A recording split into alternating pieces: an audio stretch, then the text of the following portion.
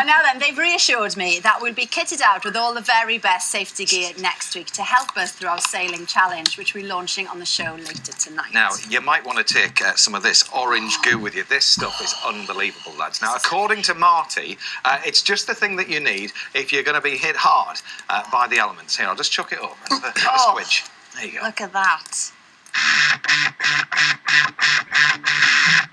Extreme sports require extreme protection, and unless your gear has a huge amount of restrictive padding, the shock absorption can be limited.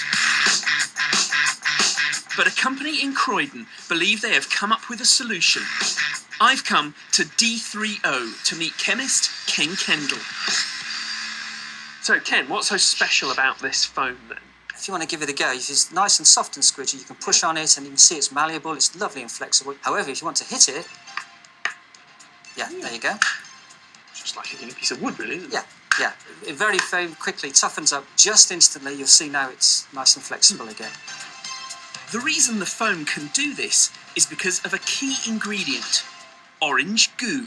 This is actually the raw material that we use in all of our products. If you move it slowly, it behaves like quite a viscous fluid. Sort of treacly, isn't it? Yeah. But then, Ken does something shocking. If you'd care to put your hand on the desk.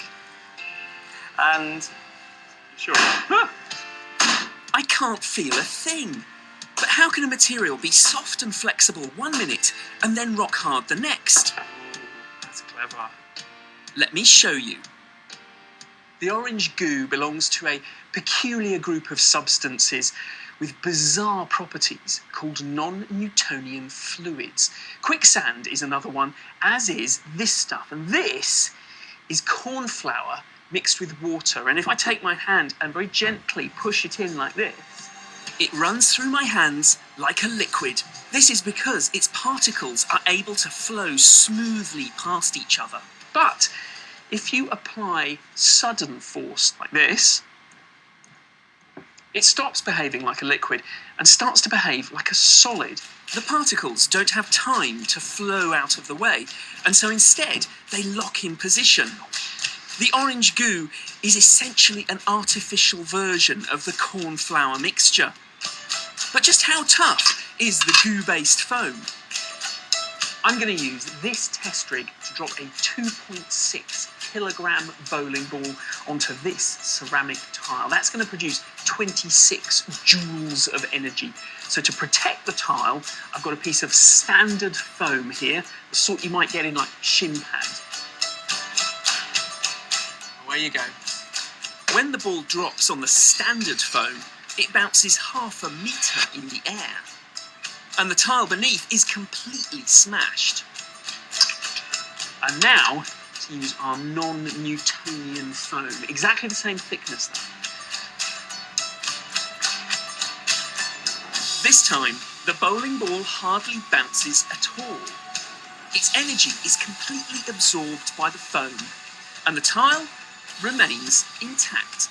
When the ball lands on the non-Newtonian foam, all the molecules lock together, and that stiffens the foam, absorbs the energy, and protects the tile that's underneath. And the brilliant thing about the non-Newtonian foam is that it goes back to being all soft and pliable.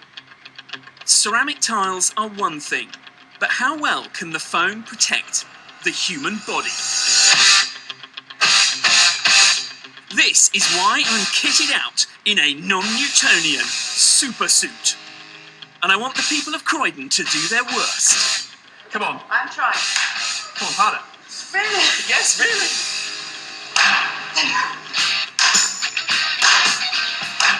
Did it hurt you? No, at all. Right, one more down. Come on. One more. I've got nothing left.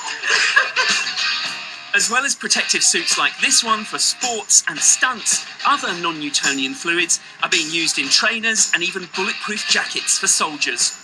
Are you doing anything? And while it doesn't make you invincible, it's probably the closest I'll ever get.